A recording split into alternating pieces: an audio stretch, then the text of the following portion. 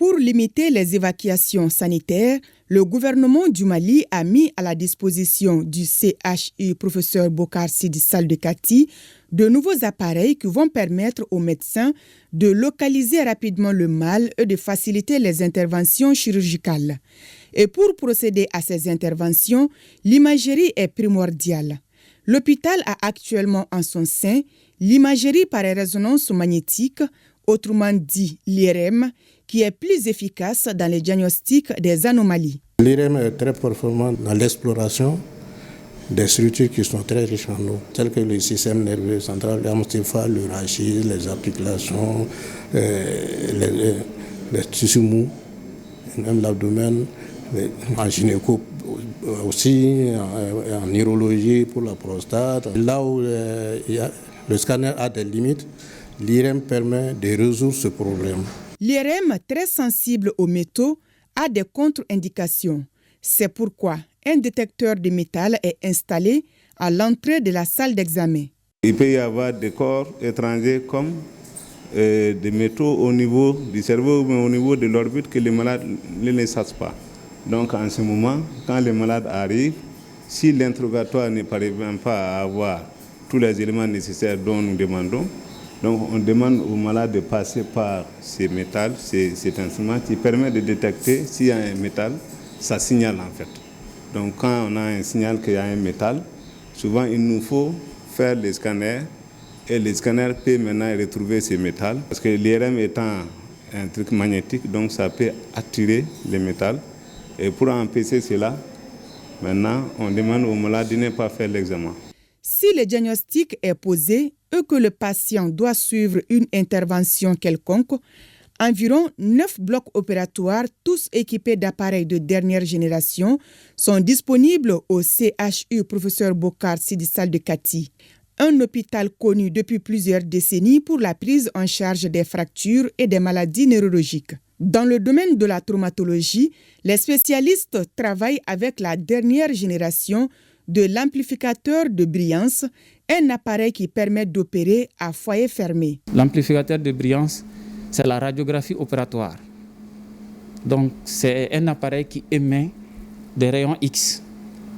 C'est un appareil qui nous permet d'intervenir à un niveau sans y être. Un patient qui présente une fracture, par exemple une fracture du fémur ou une fracture de jambe, c'est cet appareil qui nous permet de pouvoir opérer ce patient, de mettre le fer sans pour autant ouvrir la fracture. Ça va être un patient qui va consolider beaucoup plus vite. Ça va être un patient chez qui on va réduire considérablement le risque d'infection. Ce patient va avoir un séjour hospitalier qui va être court. Ce n'est pas tout. Parmi les innovations dans les blocs opératoires figure le microscope neurochirurgical et le microscope chirurgie de la main. C'est une salle qui est vraiment hautement équipée. Tout le dispositif que vous voyez, on l'appelle OR1, tout est suspendu. Alors, cet appareil nous permet de faire ce qu'on appelle l'arthroscopie, qui est une technique vraiment innovante en orthopédie et peu invasive. Ça nous permet de pouvoir rentrer dans les articulations, de pouvoir effectuer des gestes sans pour autant ouvrir l'articulation. Aujourd'hui, à l'hôpital de Kati, avec ces outils, nous avons la capacité de pouvoir réparer un doigt, quelles que soient les lésions qui sont au niveau du doigt. Même un patient qui se coupe le doigt, si on arrive à nous apporter le bout du doigt avec, dans les meilleures conditions, nous avons l'expertise qu'il faut, nous avons l'équipement qu'il faut pour pouvoir remettre ce doigt en place. C'est aussi la salle qui nous sert à faire les prothèses totales de hanche, qui est aussi une de nos activités phares. C'est un microscope entièrement numérique, ultra performant, qui permet de faciliter les interventions neurochirurgicales, c'est-à-dire les interventions au niveau du cerveau et de la moelle épinière. Ici, c'est le cerveau humain vivant qu'on est en train d'opérer, en train d'enlever une tumeur cérébrale. Donc, ces genres d'interventions ne peuvent se faire à l'œil nu, au risque d'entraîner des complications ou le décès du malade.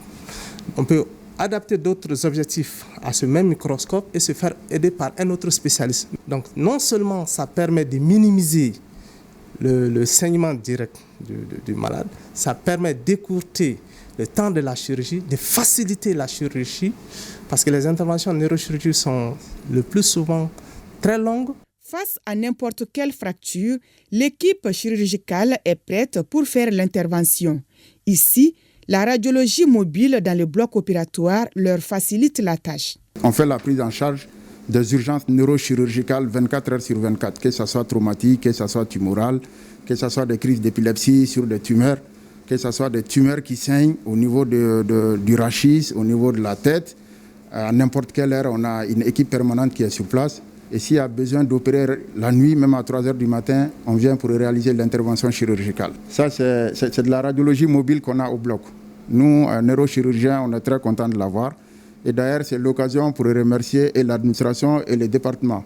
Aujourd'hui, avec ces appareils de dernière génération, la direction du CHU, professeur Bokar Sidi Sall de Kati, est fière de faire face aux attentes des populations. Car les offres qui n'étaient pas possibles avant le sont aujourd'hui grâce à l'appui du gouvernement.